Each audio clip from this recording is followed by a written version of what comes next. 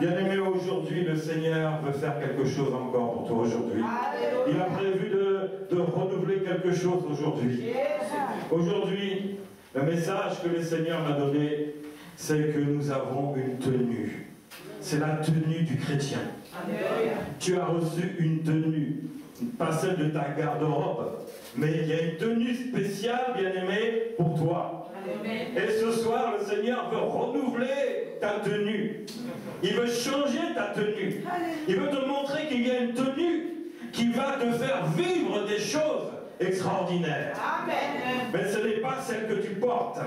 Celle que tu portes est amenée à pourrir.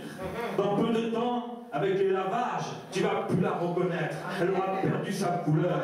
Elle aura perdu sa beauté. Mais il y a une tenue qui ne perd jamais sa beauté, qui a toujours l'éclat. Et c'est la tenue que le Seigneur veut te revêtir aujourd'hui. Amen. Bien-aimés, nous allons regarder un homme dans la Bible qui s'appelle David. Et nous connaissons David parce qu'il a été un roi appelé de Dieu. Un roi qui était loin.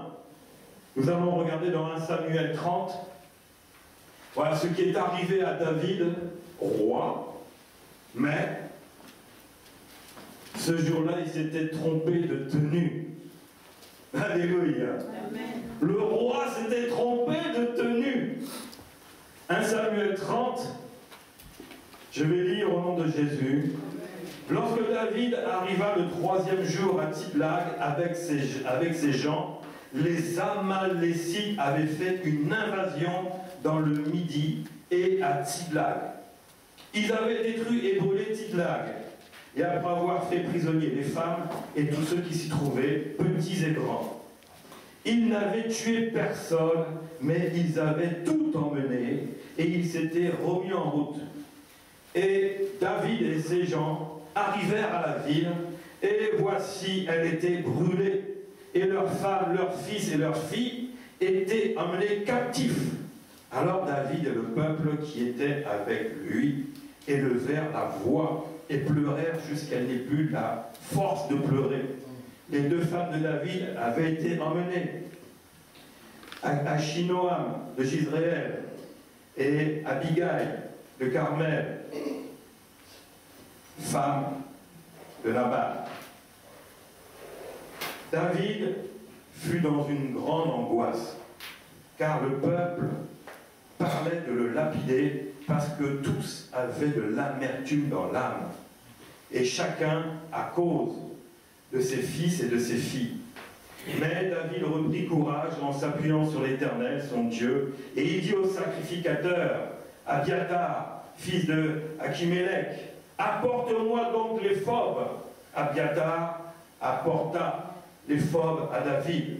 Et David consulta l'Éternel en disant, poursuivrai-je cette troupe? L'atteindrai-je? L'Éternel lui répondit, poursuis, car tu atteindras, et tu délivreras. Et David se mit en marche, lui et les 600 hommes qui étaient avec lui. Amen. Amen. Bien-aimés, nous voyons ici une histoire. L'histoire de David. Alléluia. Amen. Vous connaissez tous l'histoire de David, n'est-ce pas? Un roi. Un roi qui a fait ses armes devant l'ennemi juré d'Israël, Goliath, qui avait promis de détruire Israël et d'en faire, de les mettre en esclavage. Mais ce même roi, ce même David qui avait vaincu Goliath maintenant, se retrouve dans une situation. La Bible dit qu'ils étaient partis, ils avaient quitté leur vie de Tsiglag. David était roi. Quelle tenue il portait? La tenue d'un roi. Il avait certainement une couronne, il avait certainement une armure, il était équipé comme un roi guerrier, parce que David était un roi guerrier, le bras armé de Dieu, celui qui combattait avec Dieu. Mais ce jour-là, il avait revêtu une tenue spéciale, la tenue d'un roi. Et lorsqu'il a quitté Tiblag, les Amalécites était un peuple qui s'opposait à Israël. Donc c'est-à-dire qu'il voulait la destruction d'Israël. Et les temps n'ont pas changé. Amen. Et les Amélécites avaient trouvé qu'il n'y avait personne à Tiblac parce que le roi David, avec son armée, avait quitté. Et qu'est-ce qui s'est passé?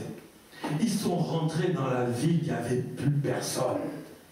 Ils ont ramassé tout ce qui pouvait être vivant, ils ont tout ramassé. Et tout ce qui était pierre était brûlé, les maisons étaient brûlées. Et voici que, maintenant, le roi David arrive avec ses soldats. Et qu'est-ce qu'il trouve? La ville brûlée. Tout avait disparu. Mais pourtant, le roi David était habitué à combattre. Il allait de victoire en victoire. Mais qu'est-ce qui s'est passé ce jour-là? Est-ce que l'Éternel, Dieu était avec lui? Qu'est-ce qui a bien pu se passer? Nous disons que oui, je marche au nom de l'Éternel des armées, je marche avec Dieu, et rien ne pourra m'arriver. Parce que si Dieu est avec moi, qui pourra être contre moi? Et là, tout d'un coup, je me retrouve dans une situation où je me fais attaquer. Mais est-ce que j'ai fait le nécessaire? Est-ce que j'ai fait le bon choix? Est-ce que David avait fait le bon choix ce jour-là? Il avait revêtu la tenue de roi. Mais voici que maintenant, après que le peuple ait pleuré, que lui-même David ait pleuré, ses femmes, ses enfants, tous emportés. Bien aimé, quand tu vois ton enfant qui disparaît, c'est la panique. Où est mon enfant? Où est-ce qu'il est passé? Si tu vois que ta femme et ton enfant ont disparu, mais tu vas avoir peur. Où sont-ils? Qu'est-ce qui va leur arriver? Vous imaginez un peu la détresse qui a pu se passer dans la tête de David, mais aussi tout le peuple. Et le peuple avait une idée maintenant, c'était de tuer son roi. Le roi qu'ils avaient demandé maintenant, il voulait faire quoi? Il voulait le tuer. Le problème, c'est que David avait fait le mauvais choix. Dites le mauvais choix. Le mauvais choix. Il s'était trompé de tenue. Il avait oublié que ce jour-là, il aurait dû consulter Dieu avant de faire quelque chose. Comme nous, bien-aimés, on a l'habitude que Dieu est avec nous et nous faisons des choses sans consulter Dieu, des choses importantes. Nous prenons des décisions d'aller faire des choses et qu'est-ce qui va se passer? Patatras. Lorsqu'on quitte sa maison pour faire quelque chose, il va se retrouver que peut-être ta maison a pris feu. Peut-être que ta femme et tes enfants sont partis. Et là, quand tu reviens, c'est l'angoisse. J'ai plus de maison, je n'ai plus de famille. Mais qu'est-ce qui s'est passé? Pourquoi David a vécu cela? C'était une question de tenue. Lorsque David reprit courage, la Bible dit que quand il reprit courage, qu'est-ce qu'il a fait? Il s'est appuyé sur l'Éternel en reprenant courage. Mais il n'a pas fait que ça. Il a demandé au souverain sacrificateur: apportez-moi l'effort. Apportez-moi la tenue maintenant, que j'aille maintenant prier mon Dieu, que j'aille le consulter. Et voici que, en changeant de tenue maintenant, la situation allait changer. Amen. Amen. À cause d'une tenue. Parce que la tenue va décider de ce que tu vas faire. Si aujourd'hui tu as décidé de t'habiller sexy et tu vas dans la rue, ta tenue va t'apporter quoi? Que des problèmes. Que des problèmes. Mais si tu demandes au Seigneur comment je dois m'habiller, parce que quand j'ouvre ma garde-robe, elle est remplie de choses. Seigneur, qu'est-ce que je vais mettre aujourd'hui? Tu regardes par la fenêtre, oh, il fait beau. Mais sais-tu qu'il va pleuvoir dans une heure?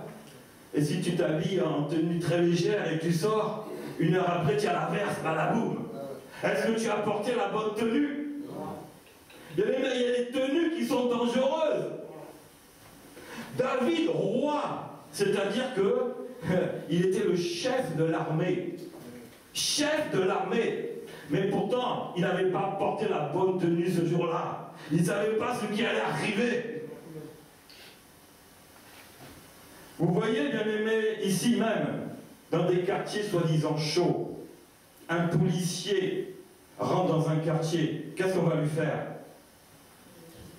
On va le suivre. Il va essayer de le tuer. Même dans ces temps-ci, un policier qui représente une force de l'ordre ne peut pas s'amuser avec sa tenue à se promener dans n'importe quel endroit. On va chercher à le détruire. Vous voyez même un policier, quand il a passé sa journée au travail, avant de quitter son travail pour aller chez lui, qu'est-ce qu'il va faire? Il va se changer.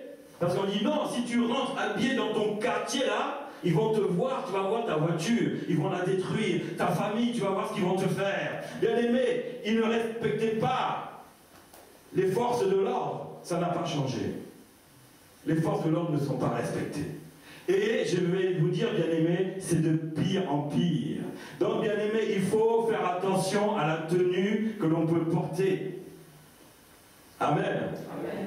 Mais David, en reprenant courage, j'ai dit non, il y a le souverain sacrificateur, il a une tenue spéciale, la tenue où il peut se présenter devant Dieu. Je vais prendre cette tenue-là. Avec cette tenue-là, peut-être que je vais trouver grâce devant Dieu et peut-être que ma situation va changer. Je vais prier l'Éternel pour que Dieu change la situation.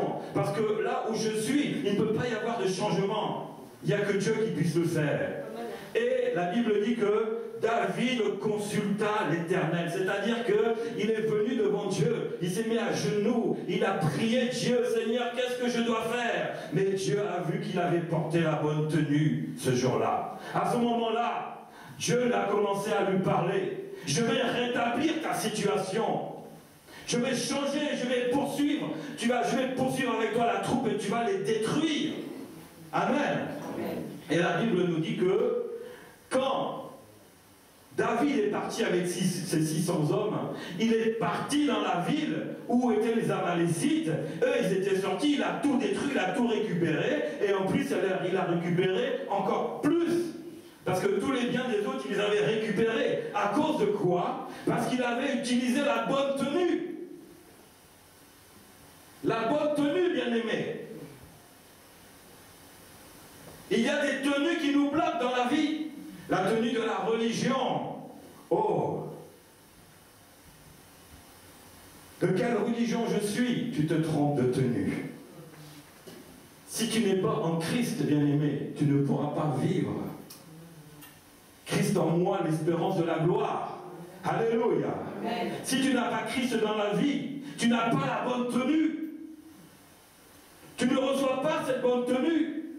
Donc, il peut y avoir des habits religieux qui ne vont pas plaire à Dieu. En les portant, on va aller d'échec en échec.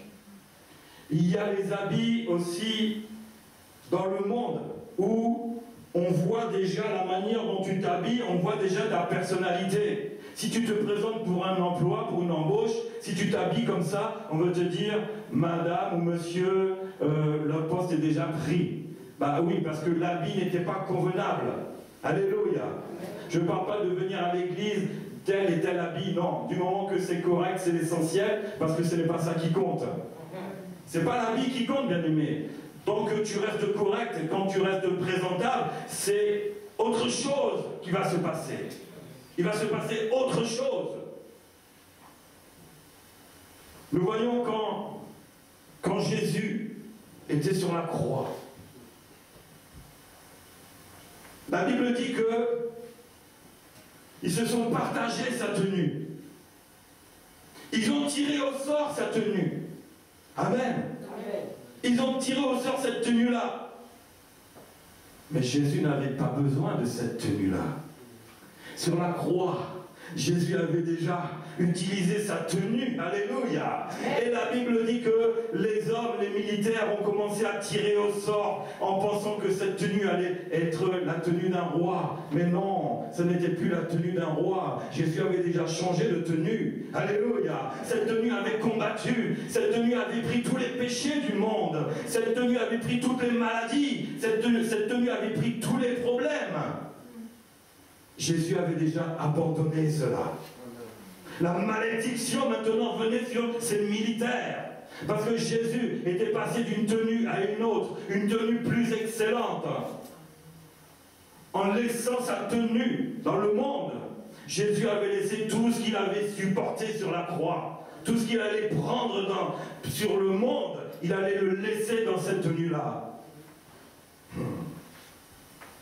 Les pauvres militaires de l'époque, ils ne savaient pas ce qu'ils ramassaient là. Un manteau de souffrance, un manteau de douleur, le manteau qui pouvait recevoir toute la misère du monde, tous les péchés du monde, toutes nos souffrances, nous-mêmes qui on était encore aussi dedans. Imaginez un peu ce que Jésus a volontairement laissé. Malheur à celui qui avait pris ce manteau-là. Alléluia. Parce qu'il y avait un autre manteau. Jésus avait déjà revêtu un autre manteau. Avec ce manteau-là, Jésus ne pouvait pas maintenant monter au ciel. Parce que tout était dedans. Tout était sur la croix. Alléluia. Bien-aimés, il y a des habits spéciaux. On va regarder dans Éphésiens 6. L'habit que le Seigneur nous a donné dans Éphésiens 6 au verset 11, la Bible dit que revêtez-vous de toutes les armes de Dieu. Revêtez-vous. Il faut que tu puisses te revêtir maintenant. C'est-à-dire que tu dois changer d'habit. Il y a quelque chose, bien aimé, qui va changer ta vie. Il y a un nouvel habit, tu vas te revêtir. Et comment s'appelle cet habit? Et qu'est-ce que cet habit donne, bien aimé? La Bible dit, afin de pouvoir tenir ferme contre les ruses du diable. Car nous n'avons pas à lutter contre la chair et le sang, mais contre les dominations, contre les autorités, contre les princes de ce monde, des ténèbres, contre les esprits méchants dans les lieux célestes. Alléluia. Le Seigneur Jésus, bien-aimé, à travers cela, voulait te donner un nouvel habit. Ta garde-robe allait changer. Alléluia. Il y a une nouvelle garde-robe pour toi, bien-aimé. Il y a une nouvelle tenue pour toi. Jésus est venu nous donner cette tenue-là. Pourquoi? Pour pouvoir résister dans les moments difficiles. Cette tenue, bien-aimé, quand tu l'ouvres, il y a des armes dedans. Alléluia. Il y a des choses spéciales. Ce n'est pas des armes de militaires, ce sont des armes spirituelles. Celles qui vont te donner l'autorité que là où tu vas aller, bien-aimé, dans les endroits où tu pourras aller, tu auras cette tenue de guerrier. Cette tenue de militaire spirituellement, rien ne pourra t'arriver. Alléluia. Parce que si tu es bien équipé avec cette tenue, qui pourra venir maintenant contre toi? On ne parle pas de la chair et du sang, mais on parle des esprits. Amen. On parle de ces esprits-là. Jésus, quand il est allé prier et jeûner dans le désert, la Bible dit que quand il est sorti du désert, il était revêtu de la puissance d'en haut. Alléluia. C'est ce que le Seigneur veut te donner aujourd'hui encore. Il veut te revêtir d'un nouvel habit. L'habit que tu as, ne le regarde pas. Il vaut que ce qu'il vaut. Il est éphémère. Mais l'habit que le Saint-Esprit va te donner, parce que tu auras pris du temps à prier, à jeûner, il va te revêtir aujourd'hui de quelque chose de nouveau pour toi.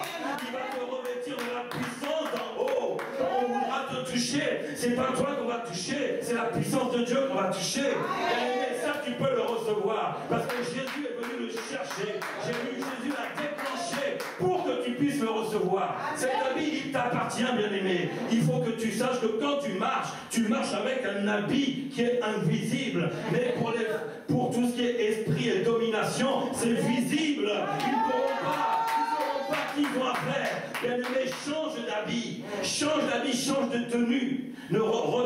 Regarde ta garde-robe et essaye d'enlever ce qui est bon, pas bon, parce que la Bible dit qu'avec ça, tu vas résister contre les traits enflammés du malin, contre les mauvais plans du diable. Si tu as des tenues qui ne sont pas en adéquation, alléluia, c'est des choses normales, enlève-les et commence à faire le tri. Amen. Parce que ça, c'est des choses qui amènent au péché. C'est des choses qui ne sont pas bonnes.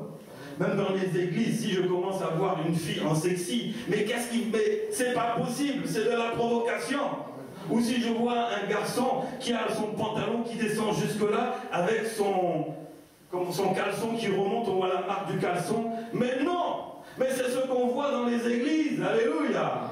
Ouais, c'est normal qu'il y ait des jeunes, il doit y avoir des jeunes dans les églises, mais on doit porter la bonne tenue. Parce que ça, tu seras l'origine d'une chute. Tu seras l'origine de péché d'un autre. Parce qu'il va te voir comme ça, il va commencer à te regarder, il va résister. Ah non, je veux résister à ça, mais c'est trop. Je vois trop de choses. Mais non! La tenue, bien-aimée, est importante. Tu peux être l'occasion de chute de quelqu'un dans l'église, même de l'homme de Dieu. Tu peux le faire chuter sans le savoir. Vois ta manière de t'habiller quand tu viens déjà à l'église. Revois ça. Parce qu'à cause de toi, quelqu'un peut tomber dans le péché. Et la Bible dit malheur. Les malheurs viendront. Mais malheur par qui ça arrivera? Et ta tenue peut être un malheur pour toi, une cause de malheur, une cause de malédiction. Alléluia. Bien-aimé, on ne veut pas s'habiller trop n'importe comment non plus. Bon, je ne vais pas passer, mais habille-toi correctement. Je ne vais pas dire qu'il y a des règles particulières pour s'habiller. Non. Tant que c'est correct, c'est OK.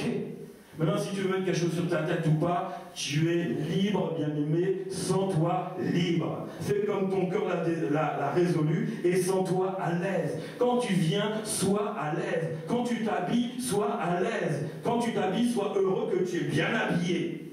Et si possible, habille-toi de manière respectable. Comme j'ai entendu tout à l'heure, l'habit ne fait pas le moine, c'est vrai. Mais si tu t'habilles en costume, même si tu n'es pas un PDG, mais on va te voir comme quelqu'un de responsable, n'est-ce pas? Amen. Alors peut-être que tu ne l'es pas. Mais peu importe. C'est le respect. Si je suis invité chez toi, je vais faire le nécessaire pour être bien habillé, n'est-ce pas? C'est quoi? C'est le respect. Je suis invité chez des amis qui m'invitent à dîner. Je vais m'habiller proprement. Si je veux mettre un costume, je mets un costume. Si je veux m'habiller décontracté, mais classe. Je ne te parle pas des tenues du Hugo Boss ou etc. Non, non, non, non, non. Pas besoin de cela. Avec Dieu, tu n'as pas besoin de chercher une marque. Parce que ce que tu vas revêtir, c'est la marque de Christ, qui est plus excellente que Hugo Boss. Alléluia. Parce que ton Hugo Boss, ça va te faire marcher. Et je vais même garder l'étiquette là pour qu'on voit que c'est Hugo Boss. Parce que si je ne mets pas l'étiquette, qui saura que c'est Hugo Boss? Sauf le spécialiste.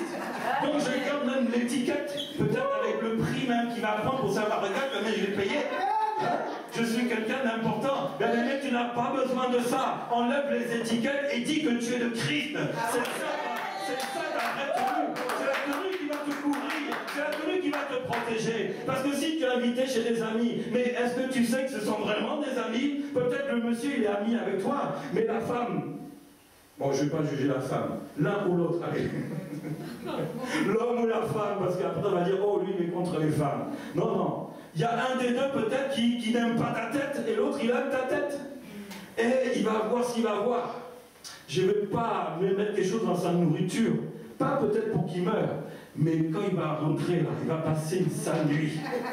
Parce qu'il ne va pas dormir. Il va s'asseoir aux toilettes toute la nuit. Il va voir, je n'aime pas celui-là. Et il va mal dormir. Bien aimé, si tu es venu avec ton Hugo Boss, tu vas vite repartir et tu vas rester dans les toilettes toute la nuit. Ton Hugo Boss, il est par terre. Alléluia. Mais si tu as revêtu la tenue de Christ, rien ne pourra me nuire. S'il décide de me mettre quelque chose dans ma nourriture, mais je suis revêtu d'en haut de la puissance. Revêtu de la puissance d'en haut. Si je cherche à me toucher, ça ne marchera pas. Ça sera sans effet. Alléluia. Le nom que tu dois avoir sur ta tenue, c'est Jésus-Christ. Alléluia. Il n'y a pas d'autre nom plus merveilleux qui a été donné dans les cieux et sur cette terre que Jésus-Christ. Alléluia. Parce que la tenue du chrétien veut dire oint, petit oint. Alléluia. Donc bien aimé, tu te revêts d'une tenue ointe. Qu'est-ce qui peut t'arriver? David ne s'était pas revêtu de cette tenue ointe. Il a fallu qu'après les problèmes, il se souvienne qu'il y avait Dieu, en s'habillant et en priant, il allait être revêtu de la puissance d'en haut pour pouvoir renverser les forces du mal. Mais s'il avait pensé, je vais à la guerre, mais je vais consulter mon Dieu, il va me oindre, parce que Dieu aimait David, il avait dit, j'ai trouvé l'homme selon mon cœur. Et donc forcément, Dieu l'avait oint, Dieu l'avait revêtu d'une puissance, comme Jésus, lorsqu'il était sorti du désert, il avait été revêtu, la Bible dit, de la puissance d'en haut. Quand tu passes du temps dans la présence du Seigneur, tu es rempli et tu es revêtu aussi. Alléluia. Mais ça, tu ne le vois pas. Nous, on préfère regarder ce que l'on porte sur soi que de regarder spirituellement ce que Dieu nous a revêtu. Parce que Dieu nous a revêtu des choses extraordinaires. Elles vont pouvoir nous faire tenir contre les ruses du diable. Et le diable, bien aimé, c'est pas le diable que tu vas voir avec des cordes, etc. Non, c'est quelqu'un de malin. C'est quelqu'un de rusé qui va essayer de te tendre des pièges. Dès que tu mets les pieds dehors dans la rue, surtout par exemple quand tu sors de la prière, quand tu sors du jeûne, bien aimé, il y en a qui vont faire tout pour te détruire, pour te faire tomber. Que ton jeûne cette journée de jeûne soit un échec. Mais ça ne sera pas la faute de cette personne. Celui qui est rusé va envoyer quelqu'un. Et c'est souvent dans ces moments-là, plus tu pries, plus maintenant les problèmes viennent. Mais il faut savoir, Seigneur, je vais être revêtu. Je vais être revêtu de la nature de Christ. Je vais être revêtu de l'onction de Dieu pour pouvoir tenir ferme contre les ruses, pour pouvoir tenir ferme contre les plans diaboliques. Alléluia. Amen. Parce que cette tenue-là, c'est celle qui va protéger ta vie. C'est celle qui va donner du succès à ta vie. C'est celle qui va te faire vivre chaque jour. C'est celle qui te protège. C'est celle qui garde ta santé. C'est celle qui garde ton travail. C'est celle qui va éclairer la vie dans ton travail. C'est celle qui va te donner l'intelligence dans ton travail. C'est celle qui va te faire sortir maintenant du travail où c'est toi qu'on va considérer plus. Cette tenue, ce n'est pas un costume. Ce n'est pas un costume. C'est ce qui va te revêtir. C'est la puissance d'en haut qui va te revêtir. Alléluia. Amen. Ta situation, ta vie ne sera plus la même, bien-aimé. Tu penses que tu marches comme ça, mais il va falloir que Dieu te montre que parce que tu as porté cette tenue-là, parce que tu as consulté l'Éternel, tu vas marcher différemment. Mais tant que Dieu ne te l'a pas montré, tu ne le sauras pas. Il faut que Dieu te révèle ce que tu portes maintenant est quelque chose de précieux, est quelque chose de puissant et qui va changer tes temps et tes circonstances. Jésus s'était dépouillé de cela. Et dans Apocalypse 19, au verset 13, la Bible dit que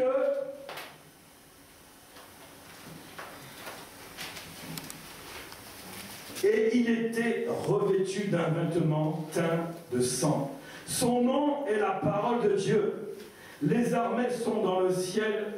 Les armées qui sont dans le ciel le suivaient sur des chevaux blancs revêtus de fin lin. Amen. Qu'est-ce que l'on voit ici? Le retour de Jésus-Christ dans les derniers temps. Jésus, bien-aimé, revient. Et beaucoup le savent. Mais comment il va revenir? Est-ce qu'il va revenir avec son ancien manteau? Il a été donné en pâture. La Bible dit qu'il va revenir revêtu d'un vêtement teinté de sang, le sang qu'il a versé pour toi, bien-aimé. Et il y aura une armée qui sera revêtue d'un fin lin blanc pur. Bien-aimé, tu peux avoir ce fin lin blanc pur. Amen. Parce que si tu es en Christ, tu es amené à vivre des épreuves.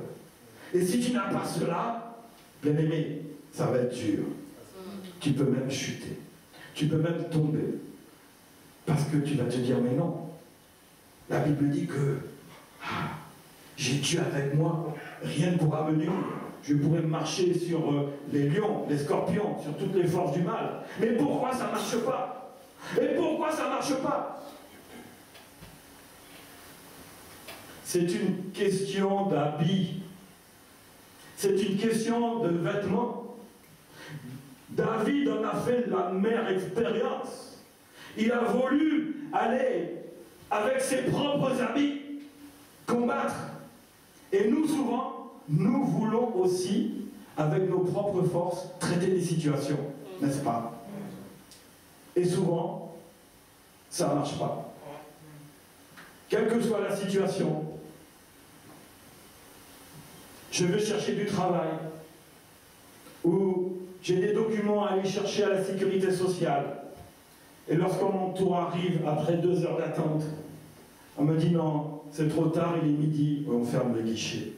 Ta tenue n'a pas plu. La tenue que tu as n'a pas donné le succès que tu attendais. Ça n'a pas marché. Mais si tu avais revêtu cette tenue avant d'aller au travail, Seigneur, je viens te consulter, je viens revêtir la tenue de la prière. Le Seigneur allait te oindre, le Seigneur allait te revêtir. Et quand tu allais se retrouver devant cette personne, elle va te regarder en disant, lui je le prends et c'est terminé. Alléluia. Bien aimé, les portes ne se fermeront pas. Si on avait dit les portes c'est fermé, mais pour toi on va te regarder et on va dire mais non. Mais il y a quelque chose de spécial, il y a une pensée qui me dit il faut le prendre celui-là. Et derrière je ferme. Sauf s'il y aura un autre chrétien pareil comme lui, elle le prendra. Amen. Amen. Bien aimé, dans toute chose, dans toute situation, consulte l'Éternel en premier dans ce que tu vas faire. Tu seras revêtu d'un habit spécial, l'habit qui va te donner le succès. Parce que le Seigneur te dira, oui, vas-y, ou n'y va pas. Ce n'est pas obligatoire qu'il te dise, vas-y, parce que peut-être qu'il y a quelque chose de mauvais. C'est pour ça que David, en consultant l'Éternel, lui avait demandé, mais est-ce que je dois aller? Il a dit, oui, vas-y, et tu vaincras. Effectivement, David est parti, et il a vaincu. Alléluia. Amen. Tout dépend de ce que le Seigneur va te dire. Ce n'est pas parce que tu pries que ça sera OK. Tu ne connais pas ce qui va se passer. Mais Dieu connaît exactement ce qui va se passer. Alors, je me souviens, c'était un lundi matin, on était à Créteil, c'était la préfecture de Créteil, et on faisait les papiers pour Maman Grasse. Alors là, même à 7 h du matin, nous n'habitait pas loin parce qu'on passait des fois vers 8 h, tu pouvais voir 100, 200, une file de 100, 200, 300, on ne sait pas combien de personnes. Mais bref, quand tu vois, tu passes devant eux, tu dis, hey, il y a quoi? Vraiment, bon courage. 300 personnes qui viennent faire pour demander des papiers. C'était pour les cartes de séjour. Donc, c'était que des gens de couleur.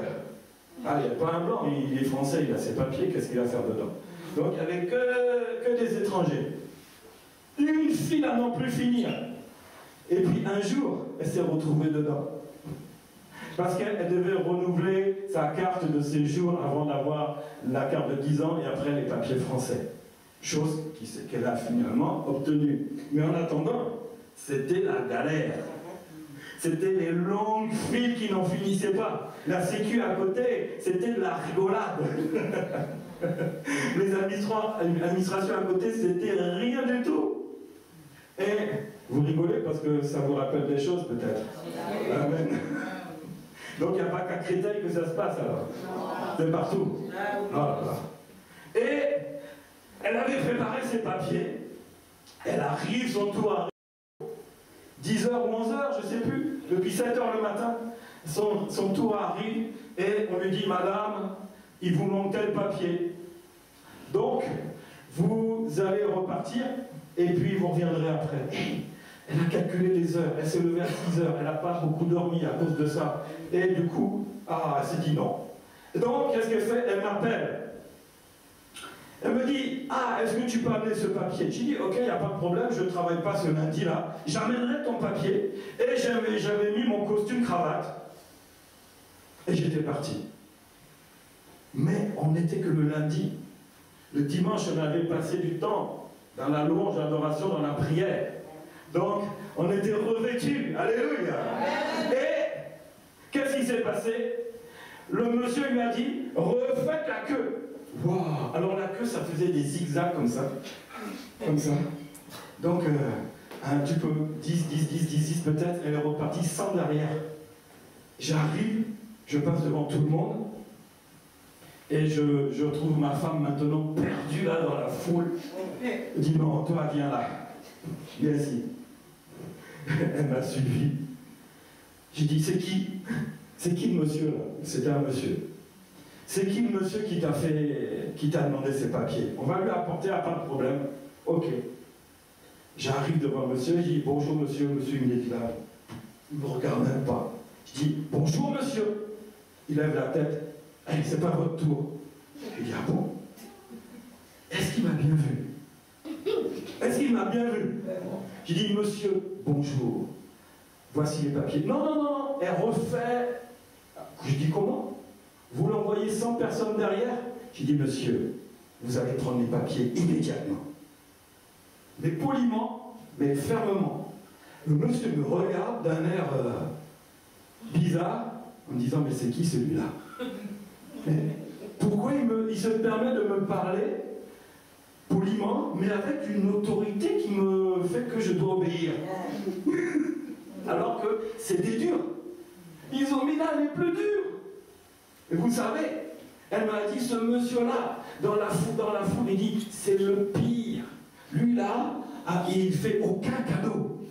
On dirait qu'ils l'ont mis là exprès à cause de son caractère, ils l'ont formé pour qu'il soit dur, décourager les gens. Je dis, ah, mais non, l'administration, on doit être à la disposition du peuple. C'est ça l'administration. Et lui, on dirait qu'il est contre le peuple. C'est quoi? Ils l'ont formé pour être maître là parce que c'est un poste où il faut montrer les dents, être méchant. J'ai dit non. J'ai dit ce monsieur, il est bon, il est dans ma tête, il est bon, il est gentil. Il dit monsieur, vous allez recevoir ma femme tout de suite là. Et traitez ces papiers et finissez-moi son dossier. Vous savez ce qu'il a fait? Il m'a regardé sans dire un mot, comme s'il était paralysé. Il prend le dossier, toc, toc, toc, toc, toc, il me donne. Quand on est sorti, les gens qui étaient là, ils applaudissaient. Ils disaient bravo, celui-là, il est trop méchant. Au moins, il a eu peur de vous. Il méritait ce qu'il méritait. J'ai dit, moi dans ma tête, j'ai dit non. J'avais revêtu peut-être un costume. Peut-être qu'il était impressionné par un costume, mais un costume n'est qu'un costume, n'est-ce pas? J'avais une autre tenue. Et cette tenue-là, quand je me suis présenté devant lui, j'étais le oint de Dieu. Quand j'ai commencé à lui parler, il était confondu. Parce que ce monsieur-là, il avait une forme de méchanceté, là. Ah là là là là là. Je ne veux pas juger pour ne pas tomber dans le péché, mais c'est ce qu'il avait, c'est ce qu'il montrait. Mais moi, je venais au nom de l'Éternel des armées, même si ce monsieur-là avait un problème en lui-même, mais le Dieu qui est en moi était supérieur à ce problème-là qu'il pouvait vivre. Et donc, il était perturbé. Il a dit, mais à qui j'ai affaire? Peut-être s'il y avait un esprit mauvais, j'en sais rien en lui, il a dû dire, mais c'est qui? Moi qui ai l'habitude d'envoyer tout le monde balader là, mais lui là, je ne peux pas. Donc, j'ai fait. Bien-aimé, c'est ça, bien-aimé. Tu peux t'habiller comment? J'aurais pu venir comme ça en décontracté.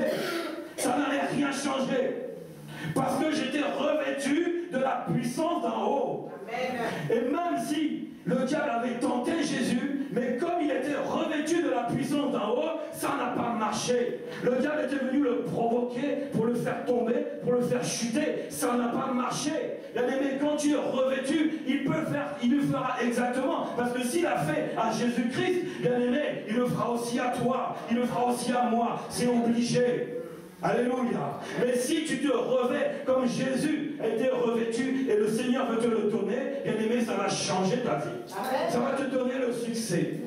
Il faut dire que non, je ne peux pas prier, je ne peux pas écouter la parole de Dieu, je ne peux pas passer du temps dans la prière, je ne peux pas jeûner, je ne peux pas faire toutes les choses qui sont chrétiennes, qui sont dans la Bible, sans qu'il n'y ait pas de résultat. Le Seigneur va te montrer qu'il y aura un résultat. D'une manière ou d'une une autre, il va parler pour te dire, regarde, tu es différent. Regarde, ta vie n'est plus la même. Peut-être ta vie avançait doucement, maintenant elle va avancer 4 fois plus vite. Bien aimé, c'est ça la vérité. Tu vas avancer 4 fois plus vite.